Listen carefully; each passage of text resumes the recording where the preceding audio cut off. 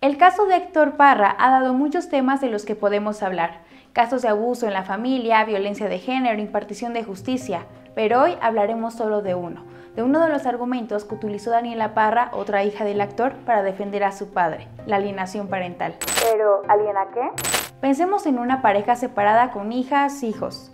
Viéndonos muy tradicionales, madre y padre. La alienación parental ocurriría si uno de ellos manipula o induce a sus hijos y por medio de la crítica o desaprobación intenta producir sentimientos negativos hacia el otro progenitor, tales como el rechazo o el rencor. La alienación parental como tal es un síndrome y lo que sucede es que por ejemplo, la mamá,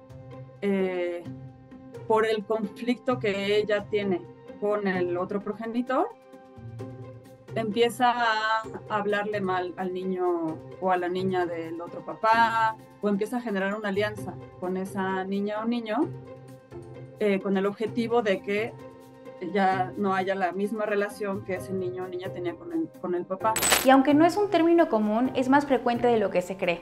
En México, más de 82,000 niños y niñas han sido víctimas de este tipo de manipulación por alguno de sus padres. Pero veámoslo con un ejemplo. Vamos a poner una agresora mujer. Entonces la madre empieza a decirle a los hijos que el padre es un desgraciado, que es un mujeriego, que es un desobligado, que es un donadie, etc. Entonces los niños y niñas empiezan a cambiar la percepción que tienen hacia el padre. ¿La alienación parental está regulada? Actualmente la figura tal cual de alienación parental no está en la ley. Pero si nos vamos al Código Civil de la Ciudad de México, lo que sí se considera es la violencia psicoemocional. Tenemos dos rutas, la vía familiar y la vía penal. La vía familiar se inician, se aperturan, se solicitan que se aperturen incidentes de violencia familiar.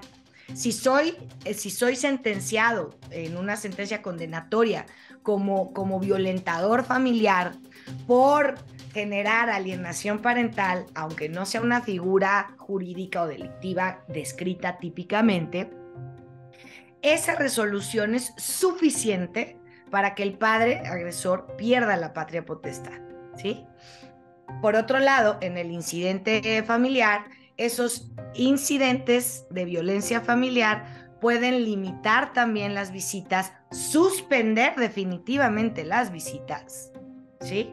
Y tener obviamente consecuencias en ambas partes de reparación del daño.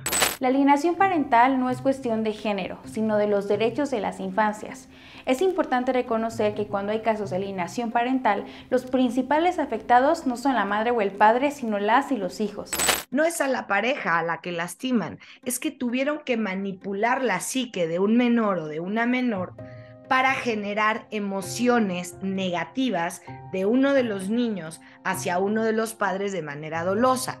Eso sí o sí afecta psicoemocionalmente a los niños y a las niñas. Pues es que presentan ansiedad o algunos síntomas de depresión como falta de motivación, por ejemplo, ya no querer levantarse, no querer jugar, no querer ir a la escuela. También pueden presentar enuresis o encopresis, ¿no?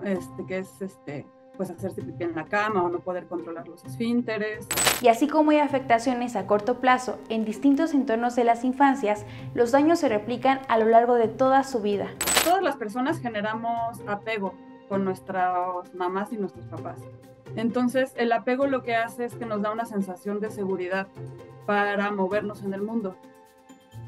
Si hay un proceso de alienación parental, lo que pasa es que nuestras figuras de apego que nos dan estabilidad se mueven, se sacuden, como que hay una fractura en esa relación. Ahora pensemos la gravedad del problema en estadísticas. Se calcula que en el país por cada 100,000 divorcios, cerca del 30% son separaciones. De dicho número, en el 30% de los casos, los niños sufren algún grado de alienación parental. Es decir, en casi una tercera parte de casos de divorcio las y los hijos no solo viven la separación de sus padres, sino la manipulación de al menos uno de ellos. ¿Qué se debe hacer en estos casos? O sea, ver si es como tal una alienación parental o lo que está pasando es una dinámica consecuencia de la violencia que se ha vivido y las medidas que se tienen que tomar son otras. En caso de que sí fuera como tal una alienación parental, entonces lo que se tiene que hacer es intervenir en todo el sistema. Con la niña o el niño trabajar cuestiones que tengan que ver con la confianza, con el autoestima. Los derechos de las niñas, niños y adolescentes no pueden ser ignorados en casos de divorcio o separaciones de padres. Pensar en lastimar a la pareja por medio de las y los hijos es cosificarlos y exponerlos a afectaciones físicas, psicológicas y emocionales que dejan huellas de por vida.